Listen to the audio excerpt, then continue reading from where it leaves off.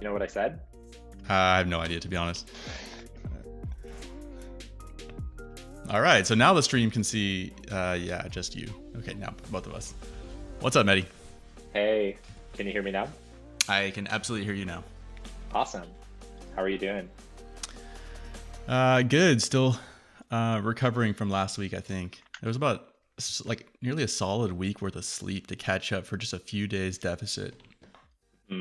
Just because of the Y Combinator stuff, or just a lot of work, or what? Yep. Y Combinator. I mean, it's 4 a.m. night, 3 nights in a row, and most of it's 100%. Well, not most of it, 100% because I'm a procrastinator. I mean, yeah, I relate to that. Right. And so like, I was even talking to my therapist about it. He's like, well, you function well under it. And, you probably do that to shut off all the anxiety receptors of your brain that are, because you get to the last wire and it's like, okay, tunnel vision and everything just gets done. Yeah. So I don't stress about it. Like I know that it'll get done. There's probably a little bit of stress that rides along, but that Valheim won't play itself. So yeah, exactly. You got a city or a world to build, I guess. Exactly.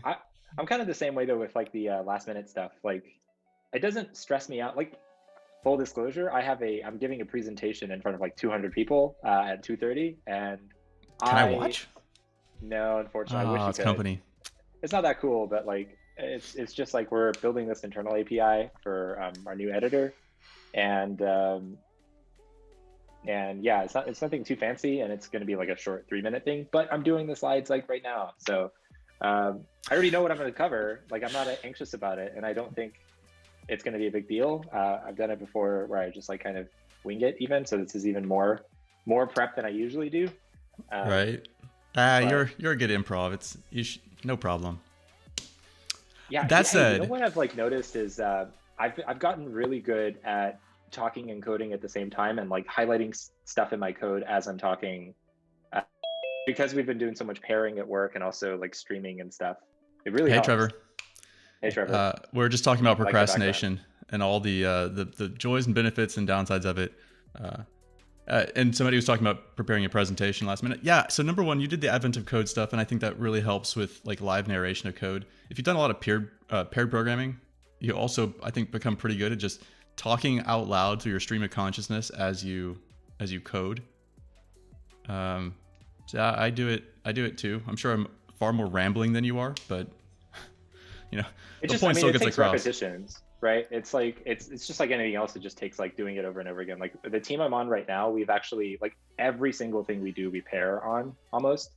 So like, and that's since I started. So yesterday, I probably spent 5 hours just pair programming yesterday, which was pretty cool. Like obviously you're not like just like coding as hard as you possibly can the whole time, and you're talking about like trade-offs, or sometimes you kind of take breaks and stuff, but it just really forces you to learn to explain stuff while you're coding in a way that's illustrative. Like you highlight parts of code as you're talking about them, you quickly switch between like different implementations to show why one is better than the other in your opinion, like those kinds of things. It really helps if you just do it like all the time. All right, that's it. I'm gonna start live streaming all my coding sessions. Not a bad idea. What's that?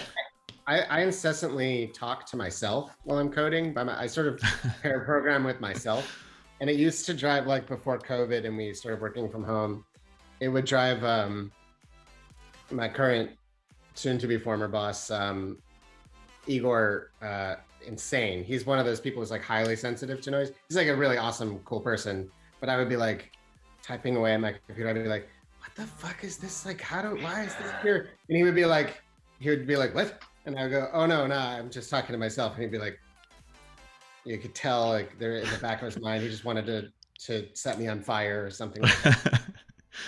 Yeah, my girlfriend's like that too. She can't take the noise, which is ironic because she produces the most noise in the studio with her mechanical keyboard and the damn blue switches. Like I had to set my noise gate so high just to like not have it just constantly clack, clack, clack, clack, clack. And I'm like, you of all people are annoyed by my noises. It's cool. Trevor, that's how streaming, I did a lot of streaming in December because I was doing the Adventive Code like challenge, and I would just stream not every single one of them, but like maybe about half of them I ended up streaming on Twitch. And that's kind of how it felt, was like I was talking to myself most of the time. I didn't have a ton of viewers usually, or even if I did, like folks wouldn't be participating in the chat. Like you might be watching but not participating. So it really does feel like you're talking to yourself. But it helps. It actually kind of helps, right? Because you're kind of, I don't know. I feel like it's a good skill to have, to be able to just spill the things that you're thinking out into the open as you're doing them. Because if you're doing it in a pair programming setting, people can pick up on patterns and suggest stuff, or I don't know. It's good to. I would imagine it's probably a good skill for interviewing and stuff like that too. Well, it's also related to the rubber duck phenomenon, right? Like simply the act of having to articulate your thoughts oftentimes will reveal to you the dumb thing that you were thinking that you didn't realize you were thinking. Yeah, absolutely. The assumption that you were making that turned out to not be true. Yeah, so there's value. I feel like the pair programming partner like could be saying almost nothing at all and still be better than nothing. Yeah, absolutely. Like I caught myself so much, and I was also streaming some of the Adventive Code stuff, not as much as Mehdi. And like you catch so many dumb issues as you're just trying to talk it out, and you're like, oh wait, that doesn't make any sense at all. Let me just stop that and fix it right now. Whereas if I just were coding silently, like say on work, for instance, that may have gone like unnoticed for hours. Yeah, 100%. Yeah, like it's great.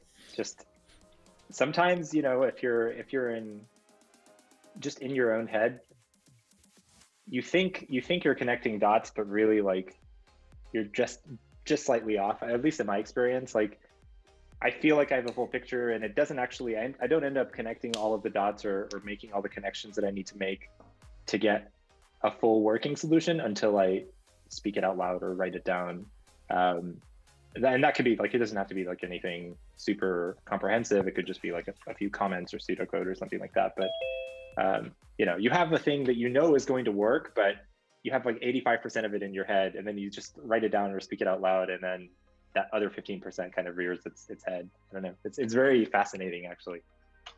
The other thing that I don't think it becomes fully obvious when you're doing something like Adventive Code or code challenges or whatever is that coming up with a hard solution is that's actually only half the job.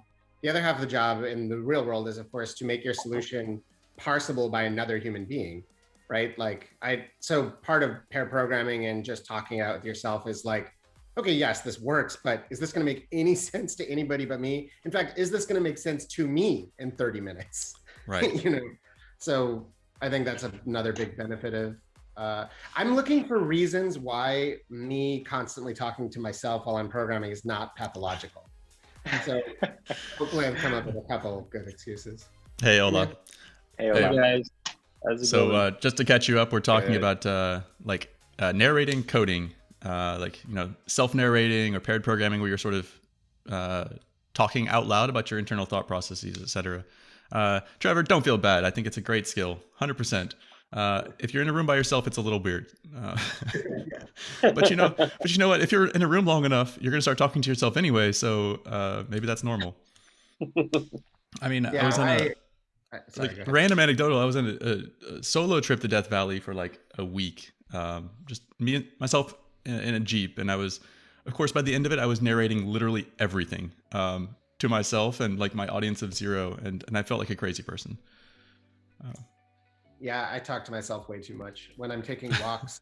Like, I don't know. I am a narcissist, I think, is part of it. So I'm really interested in what I have to say.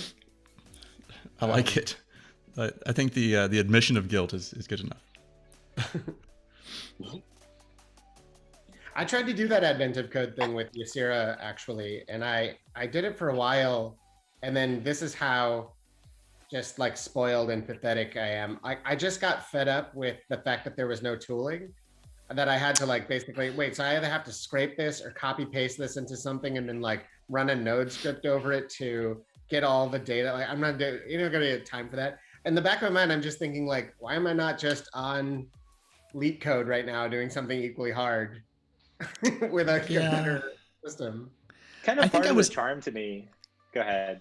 I was just gonna say, like, I got tired of it a little bit faster this year than last. So last year, um, I I got into it very late in the game, and I was like, oh, this is really cool, and like each week sort of builds upon itself, or it's the previous weeks, which was cool to a point, and then at some point you're like, this is really irritating because I hated that week it was building on. But this year, like at least as far as I got, like built on nothing. So like you literally were just each day was its sort of unique challenge, and they weren't particularly tough or difficult for the most part, you know, at least to where I got. And so I just kind of like lost interest. I don't know. But yeah, so the tooling,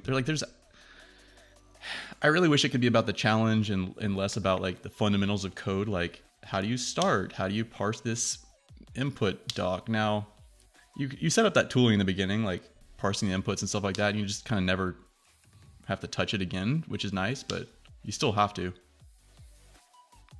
There was trying to here it is. If you ever want to torture yourself, go check out day 20 of Adventive Code 2020. That is the hardest thing that I've done in terms of a code challenge. You're right, it didn't build on any of the like previous ones, but this one in particular, I thought like this day was kind of like I don't know, just like it's essentially like what you're doing is solving a jigsaw puzzle where the pieces can be rotated or flipped in any particular orientation, and there's like thousands of them. So you have to figure out, like, given literally nothing other than the fact that like the edges are going to match, you're going to have to like orient these pieces and figure out what the actual puzzle looks like, and then you have to like look at what the puzzle output is and find stuff in it. So it's very complicated. But interesting thing about the tooling, it's interesting you mentioned that. I could totally see why that would be a pain in the butt. I tried to do this year's challenges with Rust for the most part, because I was trying to learn Rust. And I think for one of them, I spent literally like an hour and a half trying to nail down my code for like reading the text into my program. Mostly because I was trying to write like a custom iterator that would read, you know, an n number of lines of text, do something with those lines, and then read the you know, like continue reading from the buffer so you're not pulling the entire file into memory. No particular reason, like it wasn't a particularly large text file, just like, I don't know, masochism, I guess. Or you're just interested in Rust and figuring out how to do that. I mean, it sounds like you were using Adventive Code more to learn Rust than you were using Rust to solve arbitrary problems. Yeah, absolutely. I thought it was that's exactly what I was doing, and it helped for sure up to a point. I don't know if I learned how to like create complex programs in Rust, but I definitely learned a ton about Rust semantics and patterns and like best practices with lower level stuff like functions and structs and stuff like that. So it was helpful in that way, because I also like quickly learned Rust's limitations. So like Rust, it's kind of hard to reason about when you're building things like graphs or like self-referencing types, just because of the way that types are enforced at compile time. Like it has memory safety, but at the same time you make some compromises. So it's something like a graph that you can express in like 15 lines of JavaScript is actually like really hard to wrap your head around with Rust, and you have to worry about lifetimes and stuff like that. It was kind of hard in that way, but helped me understand like what's hard in this language and what's easy in this language. That's interesting. Yeah, I remember I got, I'm sorry, it's all coming back to me now. I think at one point I quit, and again, this does not reflect well on my character, but the reason I finally quit was I knew I had basically had the solution to something, or like ballpark solution, and there was just like something slightly off about it, and they were like, the only way that you can move on to the next thing is if you match this number that's on there, you know, whatever. And it was just one of those things where like if I were on LeetCode or something and I had 20 test cases then I would have been able to probably dial it in oh, here's my off by one error, or, you know, whatever it was. And I just, at that point, I was just like, I don't have the heart to like look for this. I know it's in there somewhere. I just don't care enough.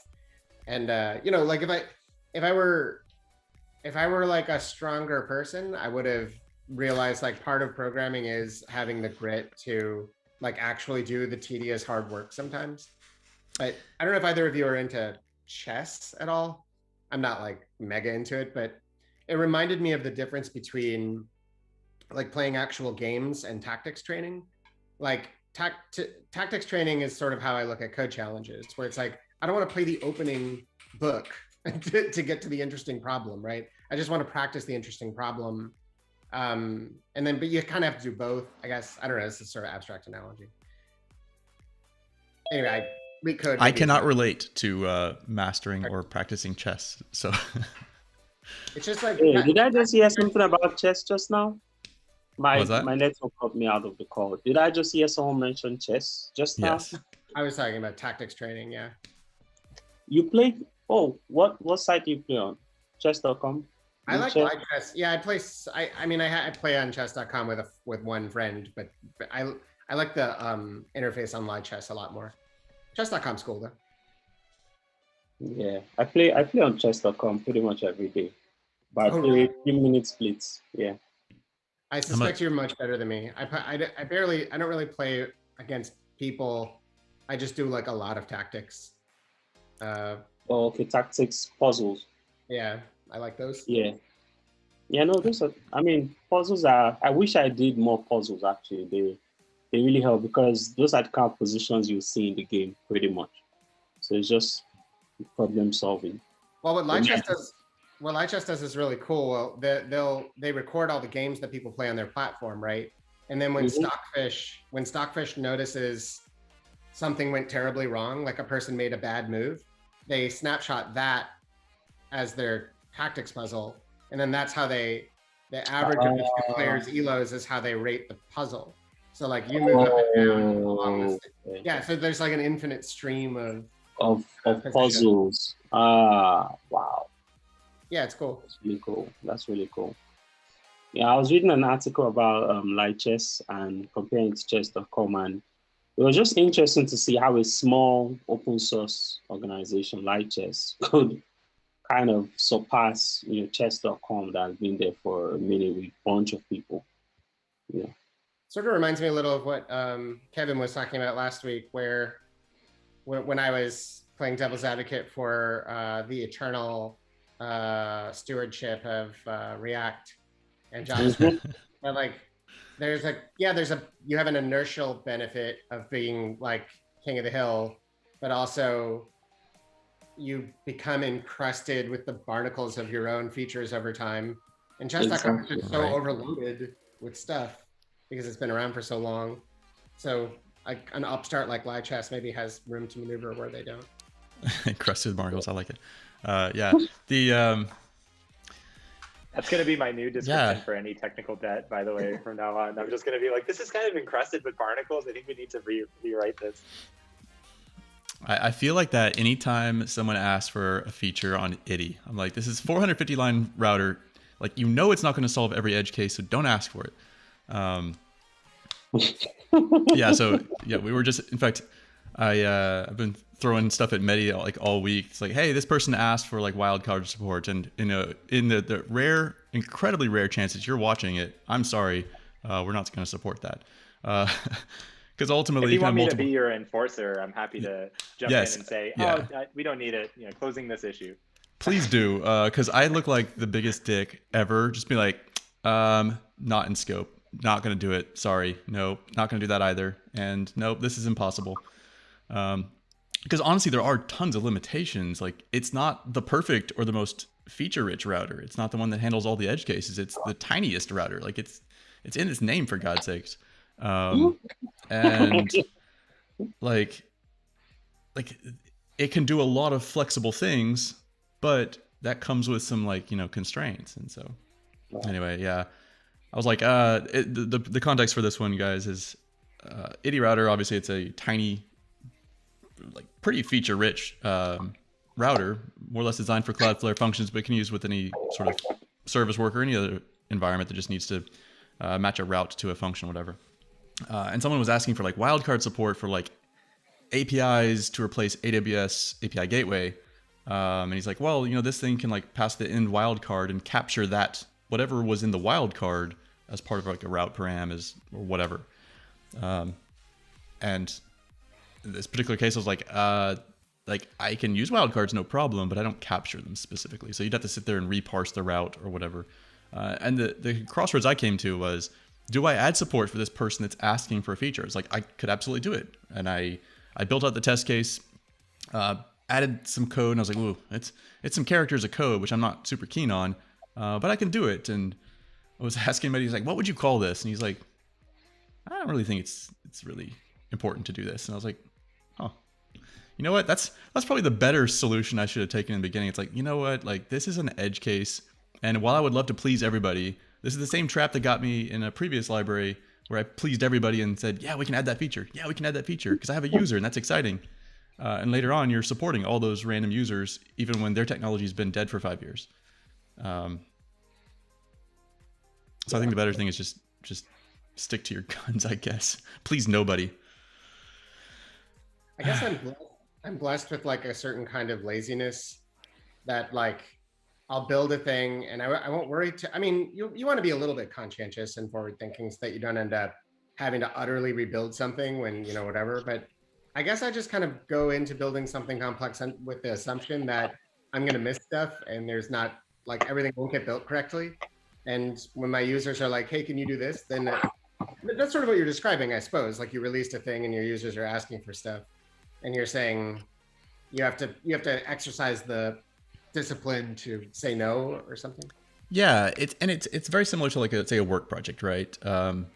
Especially when you have like clients and people starting to pay your bills for the application development or whatever, and they start to ask for things, and you have to ask yourself at each point, that's great, and if you're our only client forever, yes, we'll just please you forever. However, if we want this to be repurposable for other people, how do I stay within the sort of original product vision, right? That's going to put me on the train to success and please lots of people mostly rather than one person all the way. And so some of these things, like someone's like, hey, look, this doesn't work in strict mode. And if you add this line, it does. And I was like, all right, well, it adds a few characters, but I certainly want it to be like usable in strict mode for God's sakes. So of course I added that in and thanked the person. But other things, it's just kind of like, I expect it to be able to handle this. And you're like, well, it doesn't. And that won't be trivial to add within the scope of this tiny project staying tiny. So maybe you should go find a different router. But yeah, it's totally just knowing like when to say yes to things and when to say no to things, I guess. Yeah, so I was going to ask this question. It's just a bit away from what you're talking about. It's about the coding tests. So I'd like to know what's your take on companies doing the classic coding challenge, algorithms and data structures to recruit senior level software engineers. I'm torn on it, to be honest. And I like them and I've used them. I've of course taken them, of course, like everything from like, here's an algorithmic challenge to build out an app, right? Build out a React app or something like that. And I've also used to incorrectly believe that I could totally just sniff out a bullshitter a million miles away from like a resume or from a chat online. And then we threw a code challenge at the dude and he completely fell on his face. I'm like, damn, I guess I can be fooled, like 100%. Just did not see that coming. And then the absolute worst case scenario is employers that like are basically looking for free labor. It's like, well, we'll just throw this to interviewers and one of them will come up with the right solution and we get to use that in our product. And you're like, that's God, pretty that's shit. I've absolutely heard companies like say that we're going to do this. And it's like it's a awesome thing. We're getting free labor out of it. I was like, that's super jacked up because these things take hours. I feel like I could name names right now that would make, well, I'm not going to get into that, but I know exactly. Yeah, never mind. Let's not name names. That used to happen to me all the time when I was, not all the time, but several times when I was a copywriter, because I did that freelance and they call it spec work. Designers have to deal with that shit all the time. And it's like, here, do free work for me. And you need the job, so you do it. And then they don't hire you, but you see your work up on their page like the next week. You know, it's like it's the shadiest. You don't ask people to do. I mean, so my attitude toward code interviews is like, it's so hard. I don't think algorithmic code challengey stuff reliably works. Which isn't to say that like if a person can pass those tests, that does mean that they know how to code. I mean, you verified that. But there are plenty of people who come from CS backgrounds who like they're just all about that stuff, and they don't actually know how to build stuff or want to build stuff, and so they're not very good to people to work with for a variety of reasons. Then similarly, there are people who are really, really productive, so they'd be really great at the build the React app part, or that kind of like code thing, the spec work, but then they don't actually have any underlying curiosity about how things work, and so they won't solve problems well. I don't know that there's a good solution to it. My current boss, the way that he handles it is he brings you on spec. They just do like, he and the team just does like a gut check. How does this person seem? And then they bring you on spec they bring you on contract for 3 months. And then if they like you, they make the full-time offer. And the way he said it to me once was, any hiring process is a guess. You're just guessing. And like, if you can't accept that there's that level of uncertainty, I think you're just kind of kidding yourself. Yeah. So yeah, in answer to your question, Ola, at least in my limited experience, you're going to find people running the gamut of the spectrum for how they want to do a code interview, because there is no good solution, and you just kind of have to tolerate it. And then, I don't know. I know that that's not very actionable advice, but that's how I feel. I'll say one thing, because I really liked what you mentioned about like the discrepancies between the type of code challenge and then the work that's done.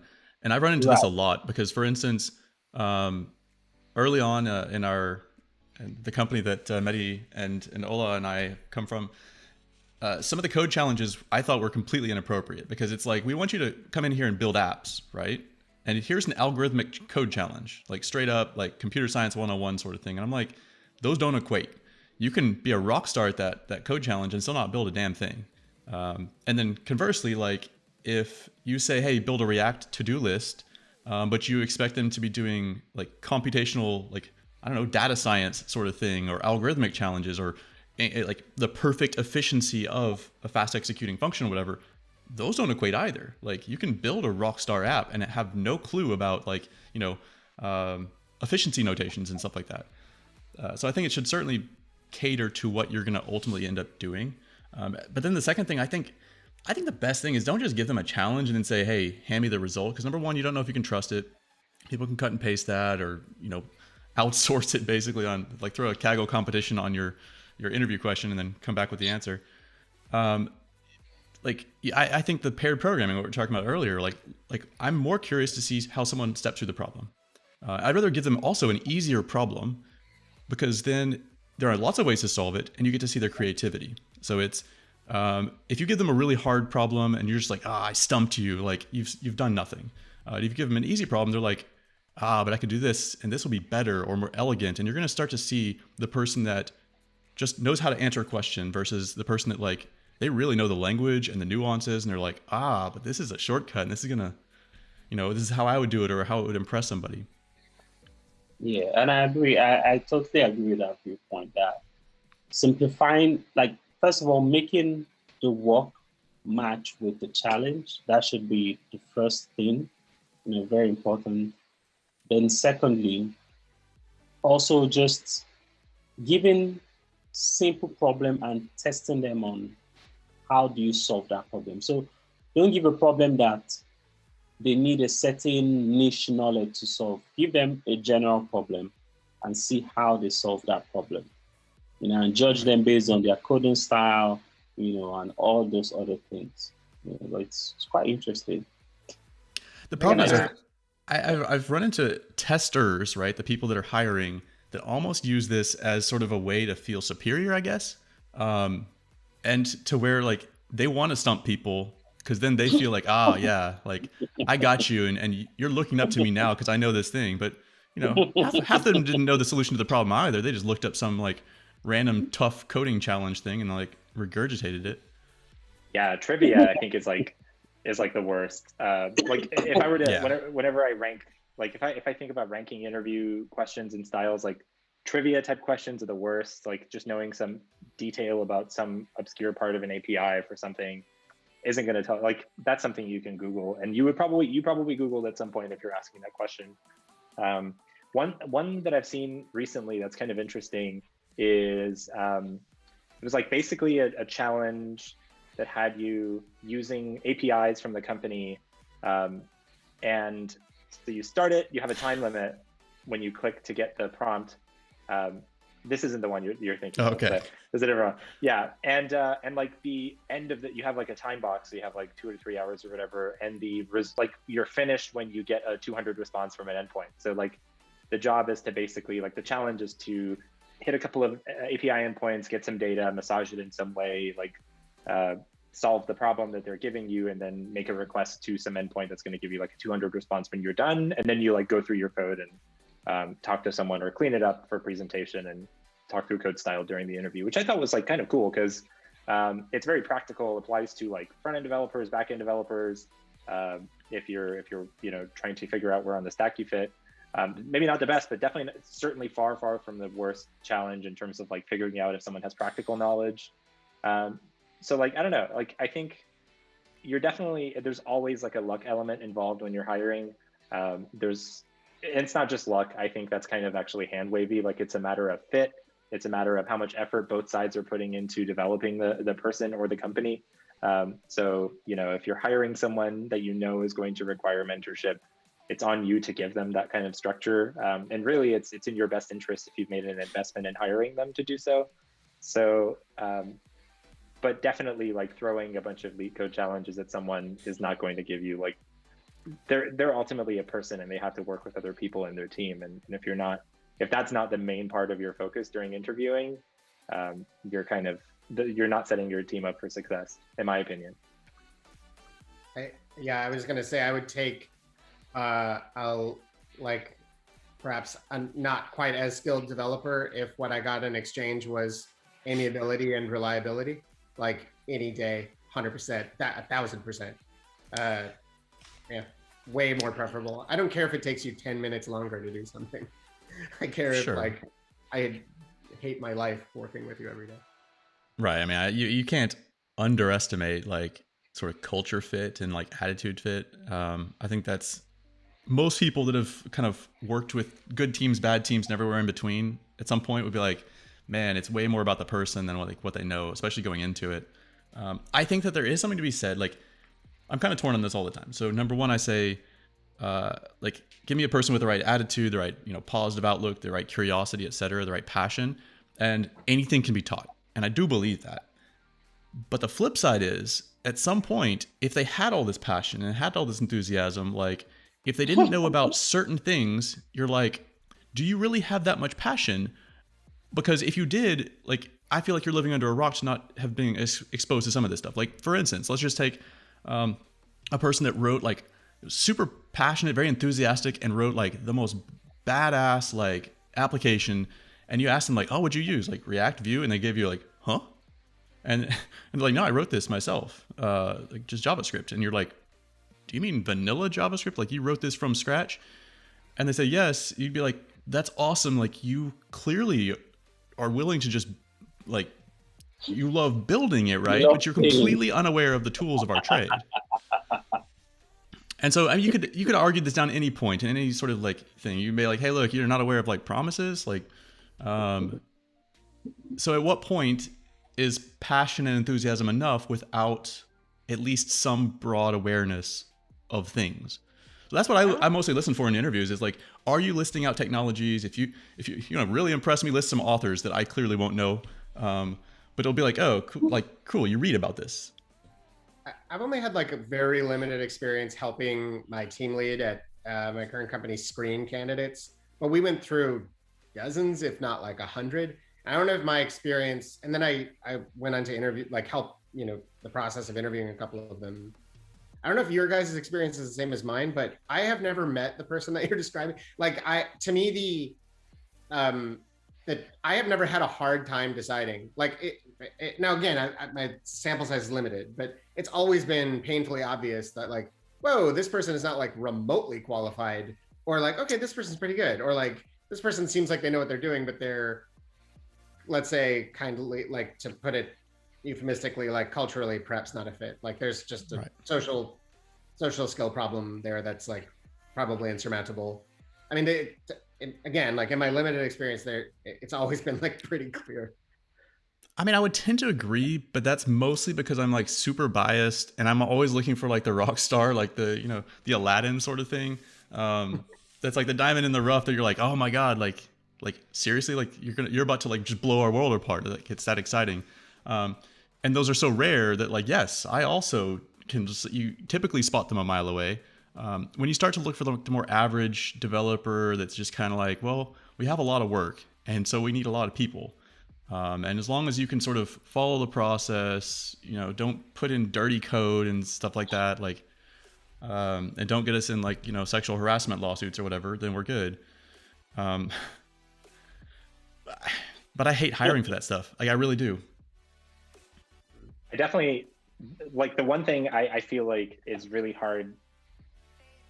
It's really hard for me to budge on is like, I would never want to compromise character standards because of talent. Like I don't care how good you are or how generational you are or, you know, like how capable you are, even of just producing great code in every respect. If ultimately like people are uncomfortable working with you.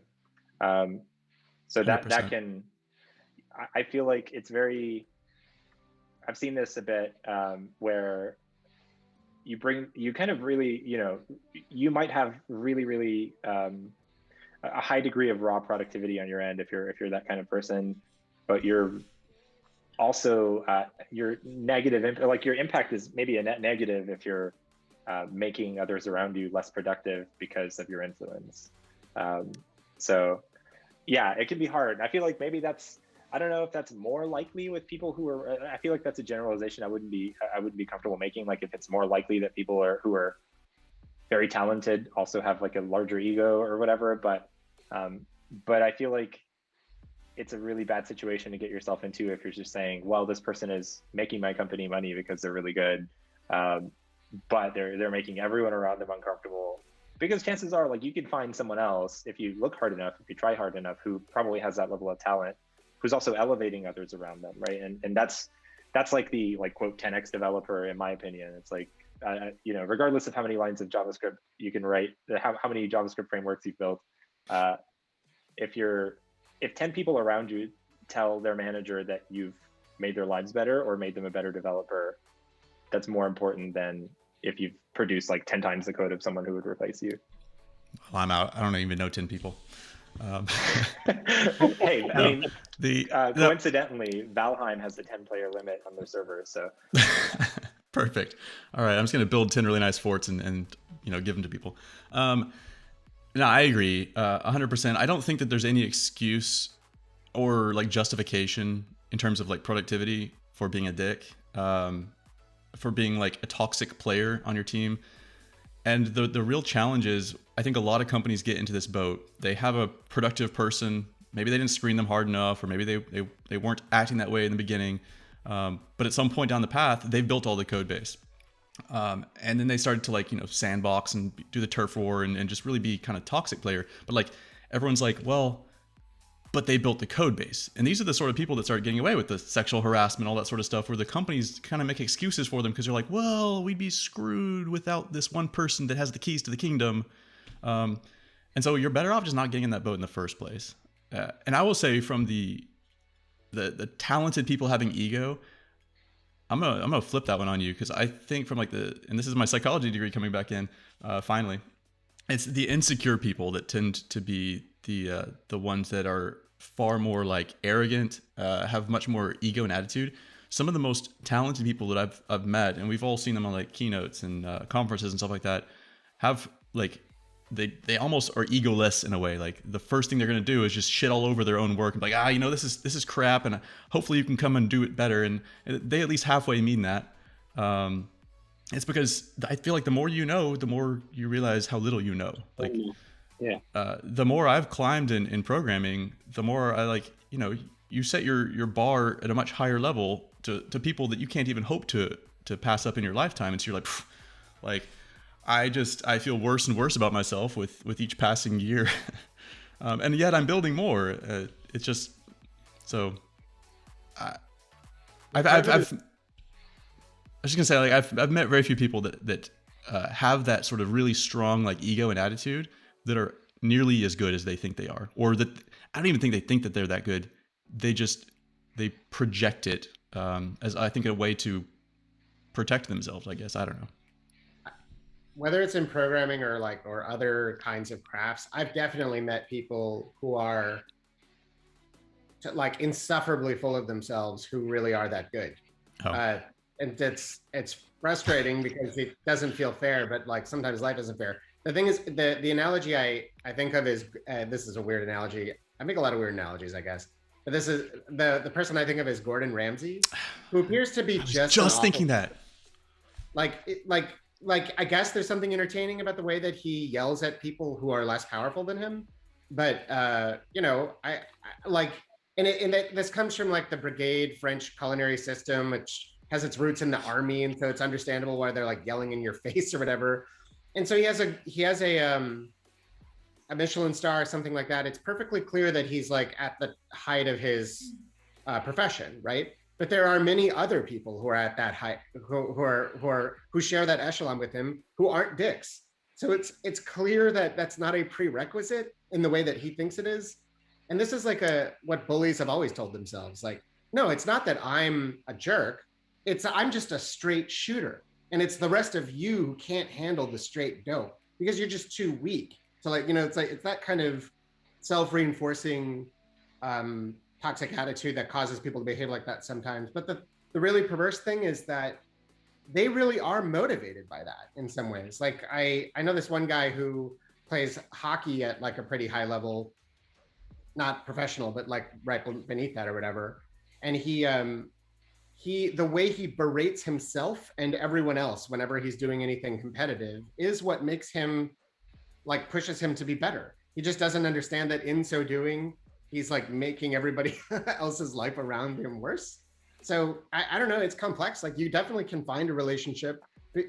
People are really different, you know, like you can definitely find that guy who that's how he gets up in the morning. He just yells at himself until he does. But I don't really want to be on that guy's team. No, of course not. And so to add to this, I feel like there might be some trickling down of culture from, you know, the kind of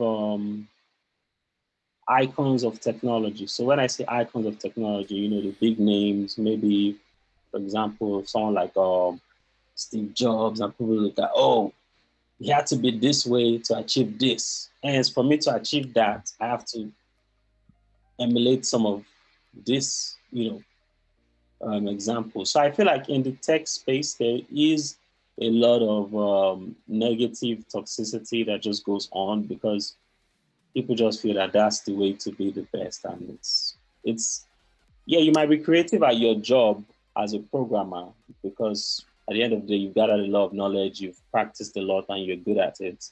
So that's where, you know, creativity comes in. But you haven't done any creative thinking to understand the effect of your actions on other people. You know, and it's very common in tech. When I say tech, software, data science, machine learning, people that just can't get above themselves. You know, just something else. And for me, when I say it, it just makes me cringe a little bit on the inside. I think there's a fine balance. So first of all, I'm going to backtrack just a second because Trevor, when you mentioned Gordon Ramsay, that was the first one that came to my mind to justify what you had said because I was like, you know what? And it's because we just watched the masterclass that he does, which is very different than like the Hell's Kitchen sort of shows. I just thought, because that's all my exposure to him was, I was like, he's just a dick that yells at people, right? He's a bachelorette sort of villain that's kind of playing this role, whether it's real or not, who cares? And then we watched the masterclass and he's completely different, like just super chill. But it's clear that like he is obsessively passionate about his craft. Like practice it. Like he knows so much of the detail work that you can't just be like, oh, this is like the equivalent of like a CEO that broad strokes and doesn't really pay attention to anything. Like, no, he knows, like he lives and breathes it. So it's like, yes, he has an ego a mile wide, and you can see that in the masterclass. Because he's talking about like this stock that he makes. And he's like, oh, this is the most beautiful thing. Money can't buy this. I'm like, well, of course it can. Some vegetables and some water. Like, Oregano. Right. That aroma coming on. Yeah. He's like, this is the most perfect thing ever, and I've mastered this, and this is what got me my first Michelin star, whatever. You're like, you really do think that highly of yourself. However, it has delivered us this result, so I guess it's sort of warranted. I don't know about his like real personality or not, but the masterclass was fascinating, and you're like, dude, like if nothing else, I respect the person, because like you respect somebody that like, lives and breathes and like just obsesses around their craft until they've perfected it or whatever. To Ola's point, I think that yes, that is certainly a trade-off of like if these people had just been just wonderfully amiable people. Steve Jobs is a great example. Would we have Apple as today? And I highly doubt it. Elon Musk, I'm sure, is not the nicest person in all walks of life, but because of it, you know, he's going to put us on Mars and crap like that. He'll give us a Cybertruck one day. Like, I do think that there's a nice balance, though. I think if you're the person that just like gets along with everybody, pleases everybody, you'll probably accomplish almost nothing. Kind of back full circle to the little router thing. If you please everybody, you're going to create a product that sort of serves no one particularly well, and you've sort of caved to your vision if you had one in the first place. So I think there's a fine line of playing nice, but then like I still think you could be a nicer person about it than Gordon Ramsay in Hell's Kitchen, or probably Steve Jobs to most of his staff.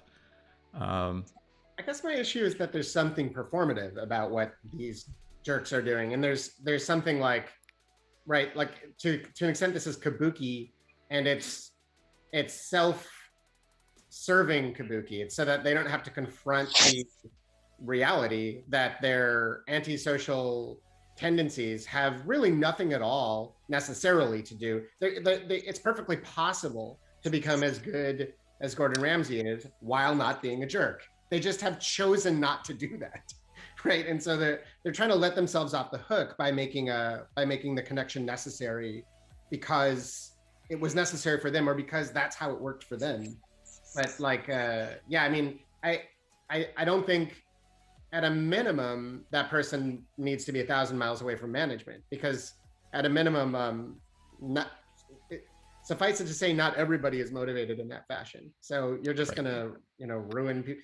And another thing is just like, defending yourself. Is Steve Jobs a jerk, and like would we not have an iPhone? Like, I don't really care. All I know is that my ambition in life is to like avoid suffering and be happy, not to like make $1 million working for Steve Jobs.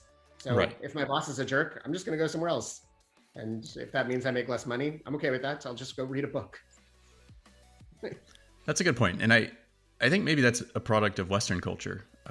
Because I've known other countries that don't really have this sort of like, oh, we really respect the assholes, because that's a real power move sort of thing. Like it's no, we work together as teams and as families and as a country or whatever else, right? More collective than the individual. And here we certainly praise the individual. Like when really successful American industrialists have always been really weird people. Like Tesla was such a weird person, and so is Edison, and so is Ford, and so is Walton, and so is J.C. Penney, and all of they were all crazy and like obsessive about the tiniest details, and they don't seem like happy people in a lot of ways. You know what I mean? Which is, it's like live your life, and like they made a really interesting impact on the world, but that doesn't, I don't know, I don't want to live my life like that like at all. No, I don't think most people do, but I will say that I applaud them for it, because ultimately we would not have a lot of the progress that we take for granted today without some of those people being that obsessive, right? If we all just, like literally everyone has said, you know what, it's just about being happy. And they all say, you know what, well, I'm just going to go and play some golf or throw some Frisbees around or whatever else, right? Well, nothing would happen because we'd all just be living happy lives. We probably wouldn't have made it out of the caves. I don't know. I guess, I don't know. I just think that there will be blood and like, like Daniel Plainview or Plainview, whatever. And just like, yeah, I mean, a visionary who died alone and in agony. It's a dark reference. Great movie, but dark reference. Wait, I guess he doesn't die at the end. I don't know what happens to him, probably, but he beats somebody to death. Yeah. One of the best endings in a movie, by the way. I don't know about that. I mean, The Departed's pretty good, where everyone gets shot, and you're like, okay, all the main characters just died. Cool. What did I just watch? That's Marky Mark. When my girlfriend saw that, she's like, what the fuck just happened? Like,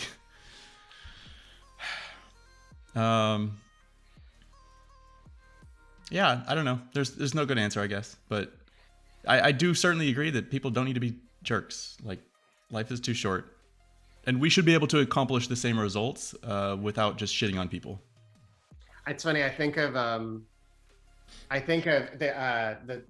I assume you know that there's this little lesser known song, Hey Jude.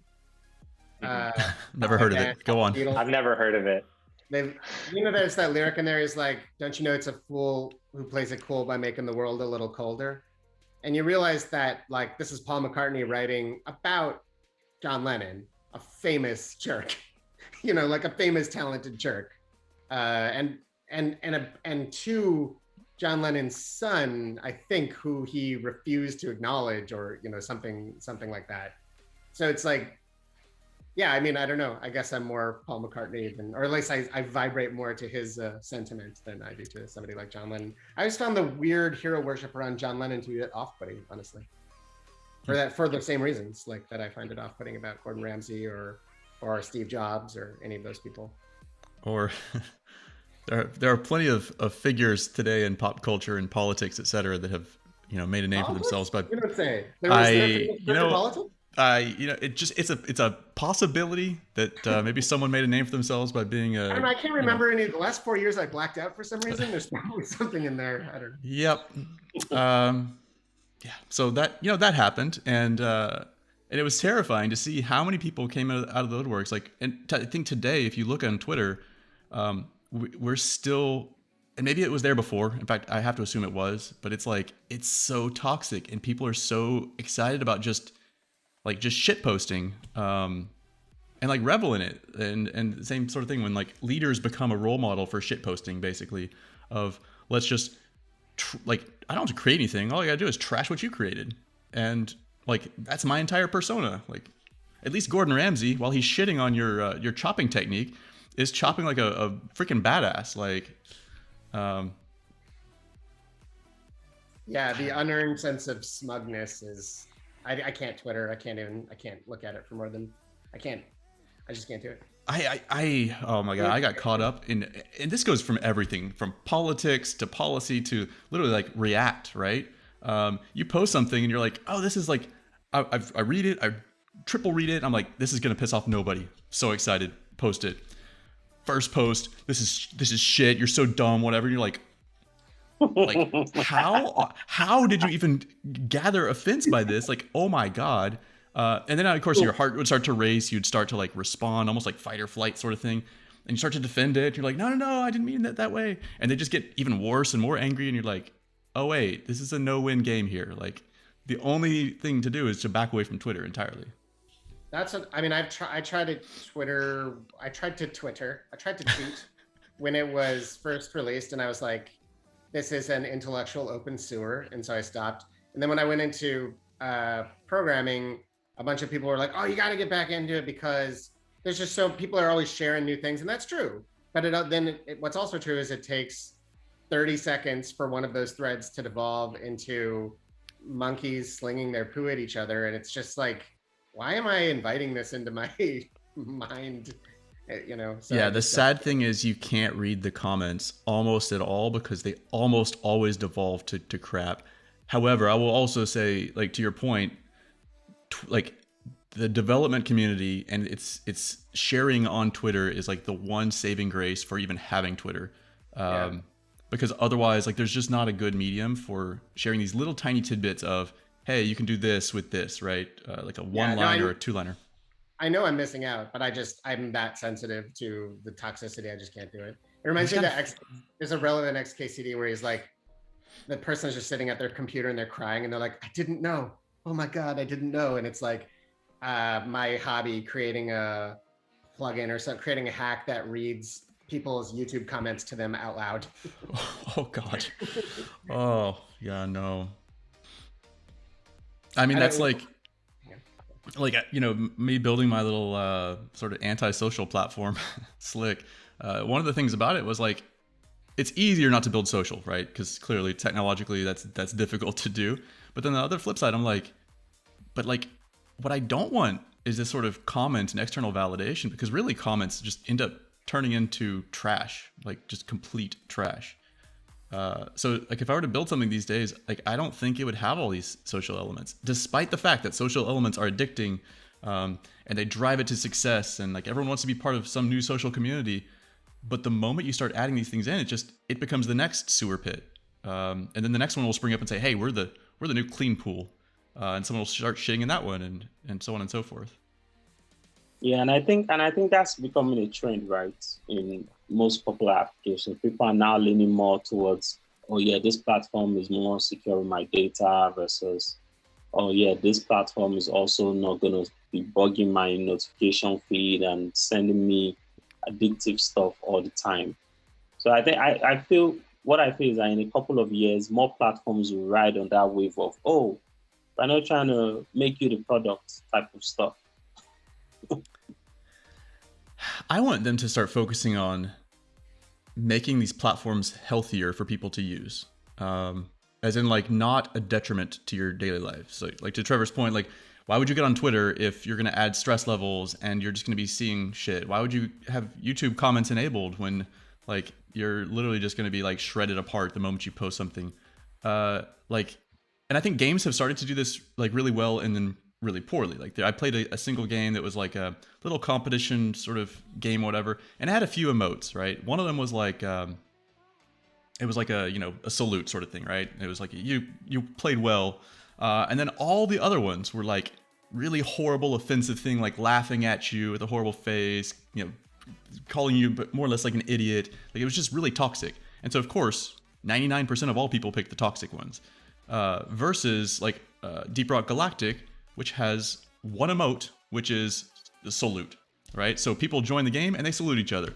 They do something great, they salute each other. They're ready to escape on the dropship, they salute each other. I'm like, this is so fantastic. You've given them one choice and it's a positive one. I'm sure you can still jump on mic and trash talk people or whatever, but like, for the most part, it becomes a very positive environment, which is why it became so popular with co-op, because you're going to have a great experience no matter what, because you're not going to feel like you're just being shat on, I guess. So how do you do that in apps in today's culture? Like how can you breed only a positive or collaborative or reinforcing culture versus the tear down approach that is so popular? I'm reminded of this quote, and I can't remember who said it, but I think it goes something like, every problem you think that you have with the internet is really just a problem you have with human beings. 100%. I don't think you can save human beings from themselves. Like maybe you can kind of align incentives better under some circumstances than others, but people are going to bicker when it comes to arguing about trivia in computer world. Part of what's going on is they're using that opportunity to socially compete with one another, right? There's something peacocky about what they're doing. Well, I know that. Look how much I know about this thing, and like they're not really trying to tear you down. They're trying to make themselves look smarter in comparison. It's not about you, in other words. So I don't know how you can. I don't think you can have any hope of rewriting human nature. The reason that I just think Twitter is especially toxic is because like it's nothing new. It's not a new insight. It's in fact the oldest insight about it, which is just that the combination of the shortness of the thought combined with the how public your humiliation is when you get dunked just makes a perfect it makes the conditions perfect for useless conversations to happen, like the totally unconstructive. There's no actual exchange of ideas. It's just dumb fencing for its own sake, and I can live with that. I mean, it's such a struggle for me to even understand like what motivates people to spend so much time just shit talking. And maybe that's because I've always had like hobbies, including just I'll play a freaking video game, right? Like I'm gonna go and explore a fantasy world rather than have a whole bunch of just really angry conversation in the real world. I mean, I know why people do it. It feels good to hurt people. And I agree, and it's messed up. I do think we can fix it. So we are in this mode because of how we've evolved, right? Through culture and centuries and thousands of years, really, of evolution and reinforcement of what works, what doesn't, what we can get away with, what we can't. I think we can fix people because anything's moldable. Anyone's trainable to a degree. And so the question is, all right, knowing that we are a toxic pool of people that enjoy hurting people and we're very insecure, and that's why we lash out all the time, right? We're threatened by everything, and therefore we talk ourselves up and we talk you down as a way to sort of balance the equation and to feel like sort of in control. I think we can solve it.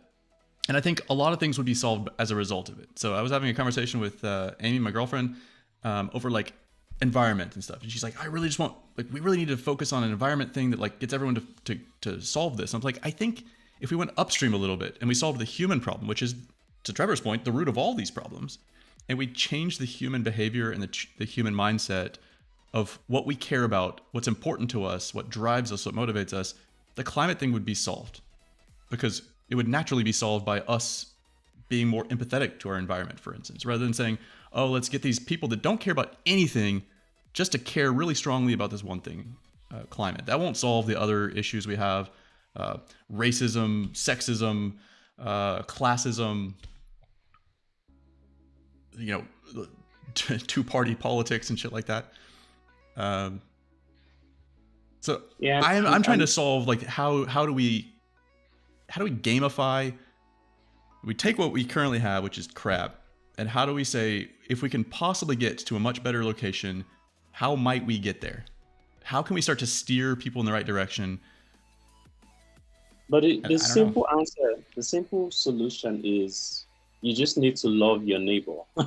I mean, not trying to sound religious or anything, right? But if you really think about it, at the core of everything, that's really the answer. Because, so for example, if I take everybody as my neighbor and I see someone make a post that is maybe the person stating some facts are not really accurate.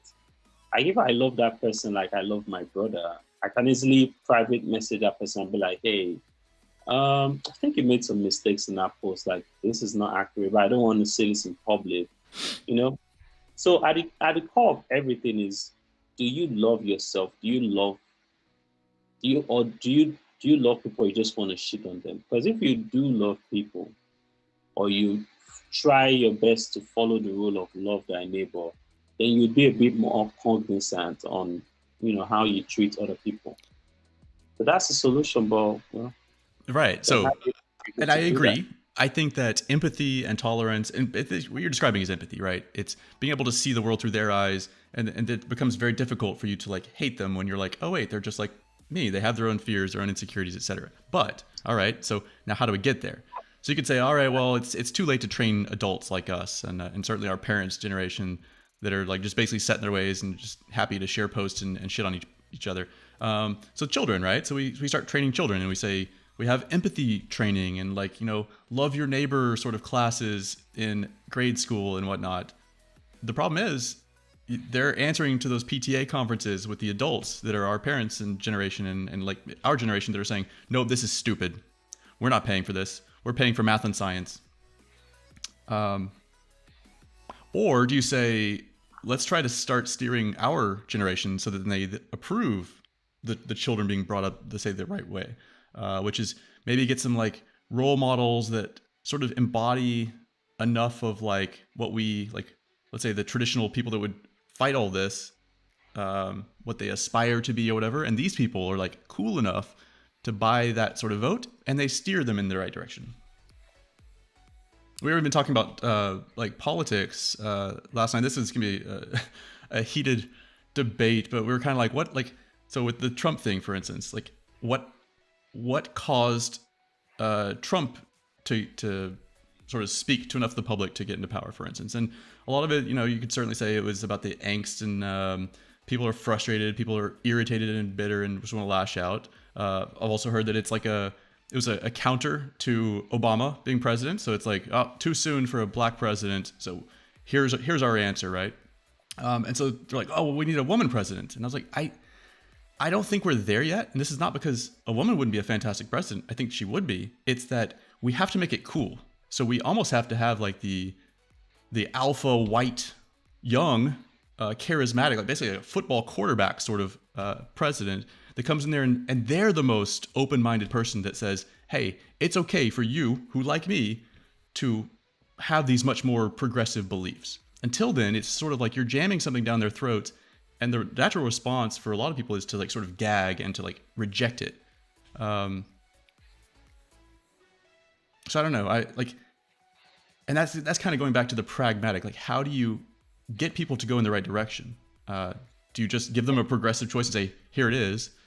Or I don't trust myself to dispense advice of that kind to anybody. No, of course. I don't know how to teach somebody to be like, I'm deeply suspicious of that impulse that is like, can't you all just be better, a little more like me? It's like, I don't know what, I totally agree that like, it's not just a hopeless situation where we're saddled with the really ugly parts of human nature and that's it. Like, clearly we can organize society in a way that constrains some of those worse tendencies and embraces the so-called better angels of our nature and aligns incentives in such a way where we're likely to cooperate than hurt each other. I don't know how far you can take that. And after you get to a certain point, I don't feel right telling anybody what to do, personally. No. I don't know. I found myself so like I've never gotten as much into politics as the last couple of years or last year. And it's just been so disheartening because I'm like, maybe I lived in a bubble. I mean, I obviously lived in a bubble where I was like, I just assumed people would want like positive change and to be more together and to be more tolerant and accepting of everyone. And like, why would I tell somebody what they can do with their free time or who they love or whatever, all this sort of thing? You're like, none of that makes any sense. And so I was so disheartened to see so many people do care specifically about the opposite, about enforcing that things don't change, that like other people don't get their way, as if it has any impact on what you do with your time.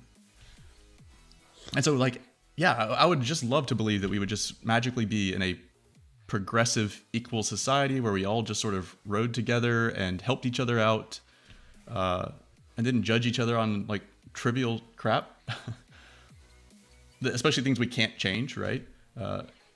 What gender you were born, race, ethnicity, background, like even aging, like them making fun of Biden for tripping up the stairs. I'm like that's like making fun of your dad or your grandparents. Like, that's not cool. Like, they can't control that. Make fun of them for policy or behavior. If you're going to make fun of them, I guess. But don't even do that.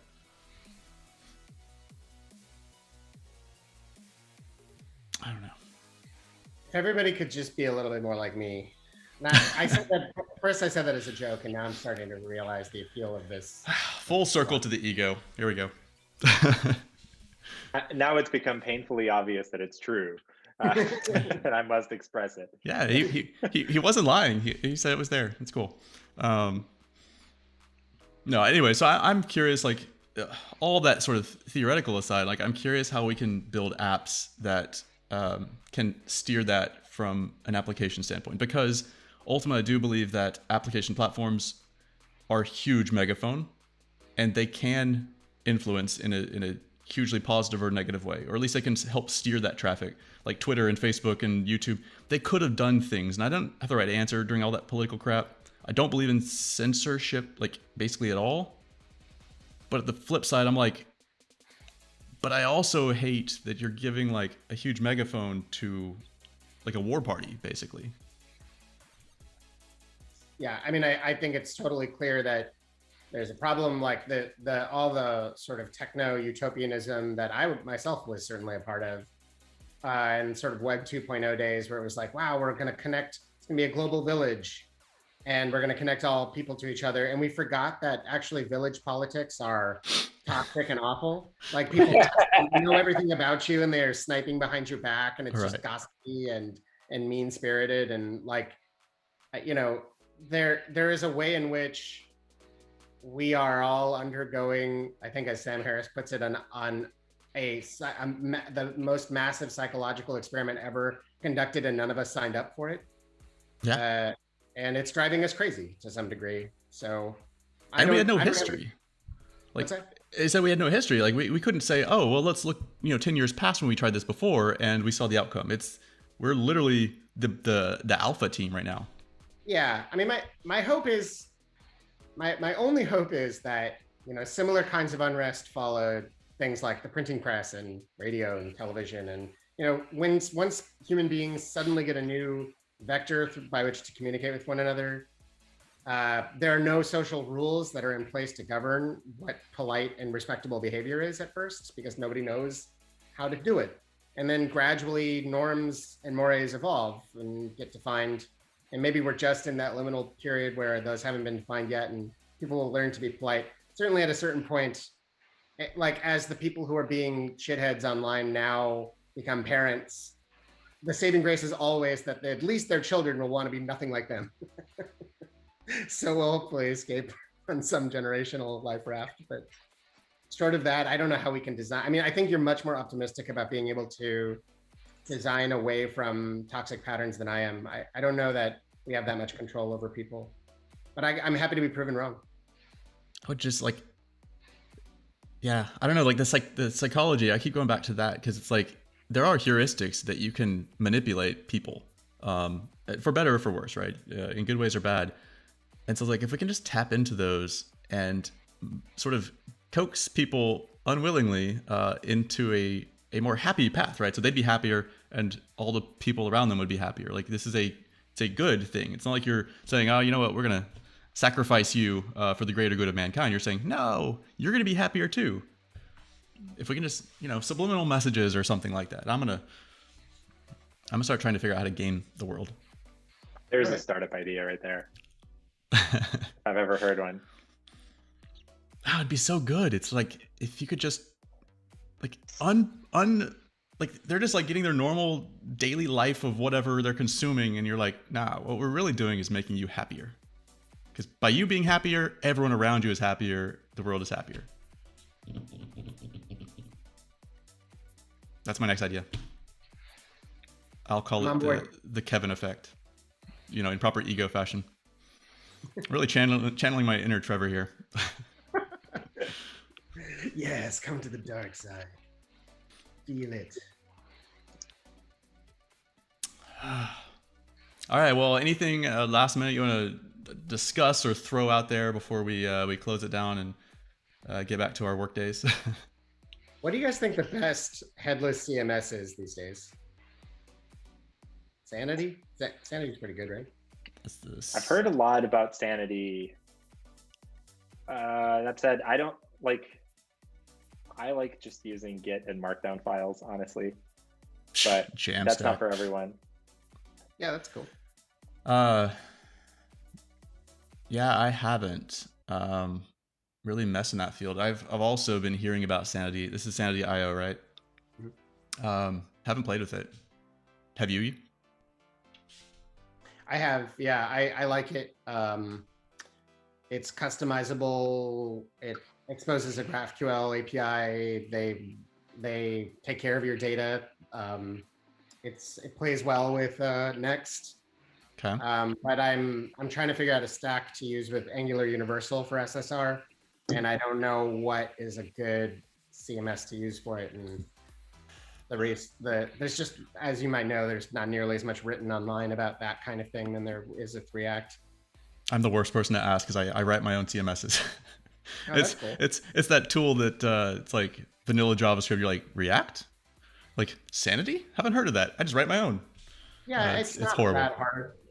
Writing a CMS. I mean, all you're doing is a little app that does CRUD stuff to a database, and it's not a big deal. It's just I mean, I tend to like I want them very singular purpose. And so I don't want to go into generic form or CMS thing to manage my data. I'm just like, I want to do it right there. Like my ideal world would be like, you know, you're in almost like LinkedIn style where you like click on the little edit thing and you edit there in place. And so clearly you're gonna have to write your own crud crap for that. Right. Yeah. That's what I'm still using KV in freaking Cloudflare. That's like the worst CMS sort of storage concept on earth. I don't know what that is. Key value store. This is by Cloudflare. Yeah, and so I've created really cool systems around storing it 100% in key value, and it's blazing fast and everything else. The problem is it's not like there's no assurance in terms of like which instance of KV that worker is seeing at a time. So you can have 10 copies of the same data being read in 10 different ways from 10 different workers at the same time, depending on what's caught up yet or not. That's a huge problem. That said, since that does bring up durable objects, we talked a couple of weeks ago about like the impossibility of workers with WebSockets. That's exactly what durable objects is going to provide, which is incredible. Yeah, that does sound really cool. I read that article with great interest because it's a pattern I'm not familiar with, but it was really interesting. There's some really cool articles from people that were in the beta, sons of bitches, like Link, etc., that are like, we use this technology, say, for instance, in CI/CD, because the moment you start a build, it connects a durable object with the unique identifiers like the hash, right? The SHA hash or whatever, the git commit or something. So that's like guaranteed unique place that we're talking about this particular build. And they said it doesn't matter who connects first, a browser, because I'm looking and trying to inspect this build and see the stream of console log crap, or the server that's starting the build, because you're just connecting to this single instance in space, which is the build durable object, and it can be broadcasting messages. And so like when the server connects, it says, cool, I'm gonna start broadcasting. That's all it has to care about. And the client says, hey, I'm gonna connect to this and I'm gonna listen for any messages. And so like I'm still blown away by how this can work. And also like the storage is co-located with the worker, with the durable object. So when it has to persist and go cold or whatever, it's real fast too. The last week I've been literally fantasizing about durable objects and like pathetically begging on the Discord channel to like try to get accepted. And they're all like, no, just keep waiting. Like, well, when is the release can't be that far away, like, or a public beta can't be that far They away. won't tell me anything, but it's like, they kind of hinted at it on Twitter and Q1. So we're right there. What's the first thing you're going to build with it? Well, I'm going to gut freaking Slick because this KV stuff, like I can't do a CMS with these current constraints. What I've ended up having to do to enforce the synchronicity sort of thing, so for instance, the way Slick works is when you make modifications to your Dropbox, you add in 20 files. Webhooks are firing against a worker that say, hey, this person's changed their account. And so I go and rescan. The problem is, let's say you copy 20 files, it may fire as many as 20 separate webhooks, depending on how fast these things are coming in and whether they're batched or not. So 20 separate webhooks are each now firing. They're all unaware of each other. And they all say, great, I take a snapshot of what's currently in your Dropbox, and I go and look at what's in Slick, and then I do a comparison, and I sync them all up. Well, they're all coming from a different starting point. And so sometimes you would copy the same file 10 times into it because 10 of the workers didn't see that this thing already existed from the first one. So what I ended up doing is waiting. So I basically put in a little sort of a holding token and say, I'm gonna keep going in here, and I'm gonna, each worker is gonna change that token, and then it's gonna wait a few seconds, and then it's gonna look back at that token and say, hey, are you still the same? And if so, I'm probably the last request that went.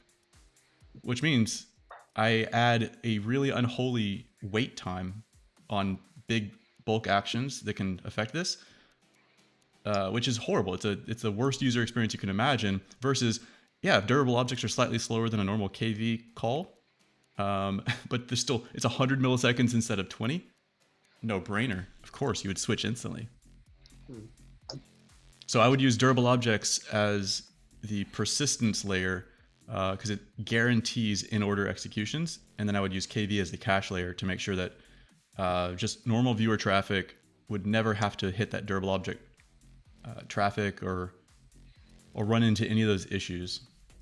It reminds me a bit of the article I read. These may be distantly related, but it reminds me a bit of the article I read about the architecture of like how Google Docs solved synchronous edits, where like you have this problem where all of these people are trying to edit the same thing at the same time, and how do you make sure that, how do you deal with the conflicts?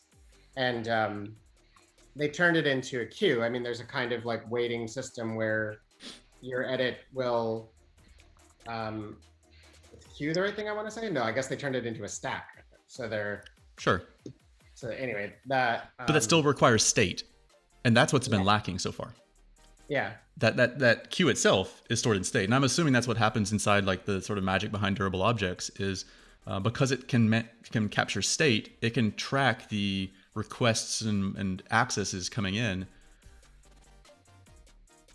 I think I did mean to say queue. I don't know. Somebody smarter than me have to figure that out. Yes, it'd be queue. First in, first out, right? I think so.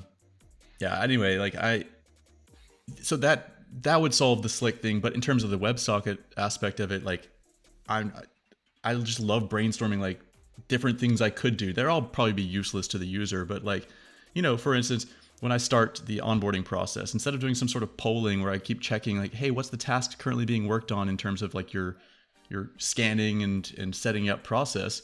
Well, I just connect to a durable object and the server is broadcasting out, hey, I'm on this step, broadcast this message. I'm on this step, broadcast this message. And if there's a client listening, if that client can receive it and update its UI.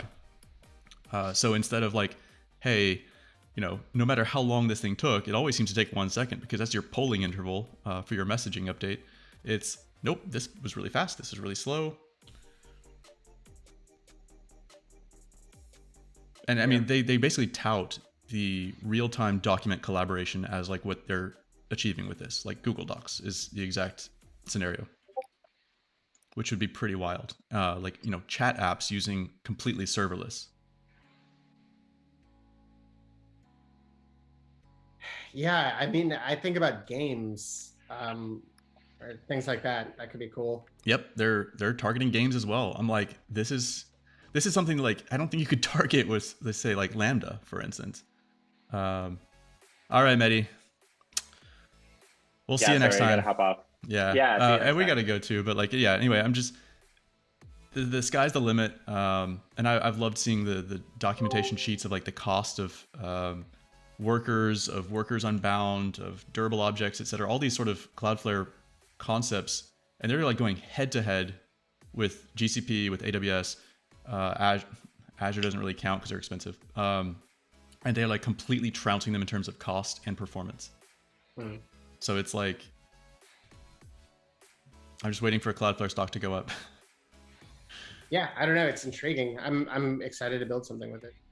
Yeah, if you haven't yet, I highly recommend at least just playing. The tooling is still not great, especially given that workers have been around for, I think 2017 is what their blog said. I haven't heard about them until recently, but if they've been around for like 4 years or at least 3 years, like I feel like the tooling should have been a little bit more evolved than it currently is. But if you can get around that, the power is incredible. And then Workers Unbound offers compute, like deep compute, like long running process compute, kind of like, I don't know, machine learning models and training and stuff like that. Whereas a worker itself has a very short window of lifespan. And I don't know if durable objects have a lifespan or not. I mean, they go dormant if no one's talking to them, but that's it. Anyway, they're creating really exciting technology. So it's kind of like the, oh my God, what can I do with this? Don't even have an answer yet. I'll just invent shit to, like, an excuse to play with WebSockets on serverless, for instance. I'm like, yeah, do people really need another chat app? Nope, but I'll build one. So, yeah, I'm excited. Cool. Anyway, let's wrap it up. Thanks for joining us, and see you guys next week. Bye. Thank you. Guys. Later. Later.